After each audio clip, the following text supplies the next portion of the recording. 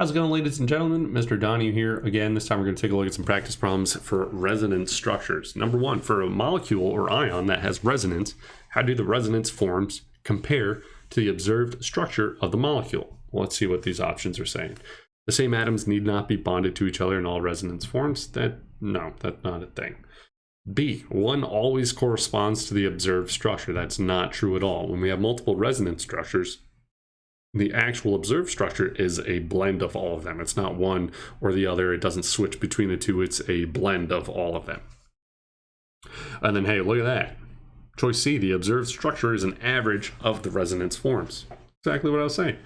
D, all the resonance structures are observed in various proportions. It's not true, right? It's not a mixture of them. It's a blend. It's not like, hey, I'll see some A structure and I'll see some B structure. That's not what you're going to see. You're going to see something that is a blend of the two of them. There cannot be more than two resonance structures for a given species. That's not true either. All right. Draw the best Lewis structures for the following ions and answer the questions. 2. Which options can have 4 equivalent resonance structures? Well, let's draw them out. NO2 minus, well, let's see, I got N, O, O. We're going to have a double bond on one of those. Boop, boop, boop, boop. Finish the octet around this guy and give nitrogen. That is your NO2 minus. All right, NO3 minus is going to look kind of similar, but not really the same. All right, I did some TV movie magic so that here are the Lewis structures for those different ions. Which options can have 4 equivalent resonance structure? There's only going to be one that it could be. It's SO4 minus 2. And the reason that it's the only one that has 4 non-central atoms. So if we're saying, hey, here's where the double bond is, now there's 4 options of where those double bonds could have gone. And I apologize for not having drawn the valence electrons for just that one, it looks like.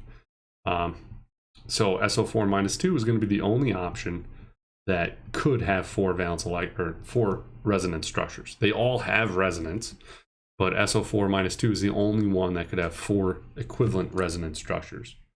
All right, so number 3, in which of the ions do all the XO bonds, X meaning the central atom, have the same length? So it's saying, you know, the short answer is all of them, right? They all have the same length. Just because this is where I drew the double bond doesn't mean that this one is actually shorter than the rest of them, because there's resonance. There's going to be 3 other structures where the double bonds in different locations, and the actual observed structure is going to be an average of all 4 of those. All right. Cool. Number 4, what is the oxidation number for phosphorus in PF3? So we talked about formal charge where things are shared evenly, right? That's not what the oxidation number is. Oxidation number is saying, hey, instead of them sharing them, just give the electrons to the more electronegative one. What would the charge be in that situation? So here I got PF3 and P right there. What would the oxidation number be for this phosphorus? Well, there's a couple ways to think of it. Fluorine is more electronegative, so it's like those electrons are actually just being transferred to fluorine if we're talking about oxidation number. So if that happens to 3 different fluorines, phosphorus is going to end up with a +3 oxidation number.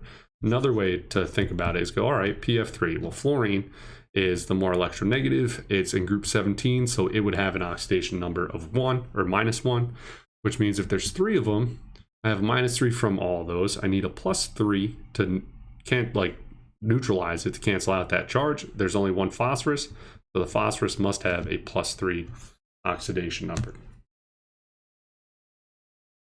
5, for the resonance structure for ozone shown below, what are the formal charges on each of the oxygens? All right, so let's just number these. This will be 1, that'll be 2, that'll be 3. So for oxygen number 1, formal charge is going to be, well, 6 valence electrons for oxygen minus the 4 it kept to itself and the 2 bonds that it made.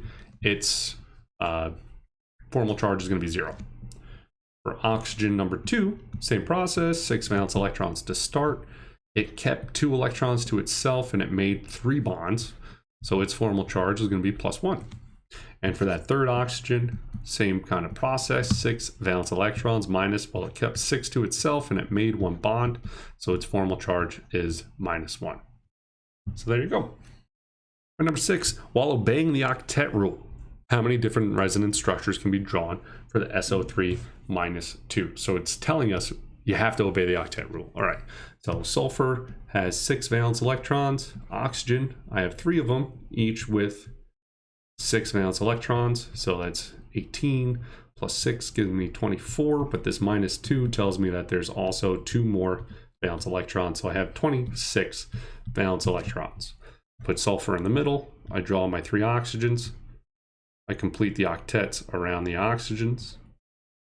And when I do that, I will have placed, all right, so at this point, I have placed 24 of my 26 valence electrons. I have 2 more that I have to place. I got to put them on the the central atom. So now I've placed all of my valence electrons, and I see there are no multiple bonds, so there are no resonance structures. This is the only one that you would expect when you're following the octet rule. So I guess technically you could just say 1 if you're counting this as 1 resonance structure. So there you go. Hope you found it helpful. See you in class. Goodbye.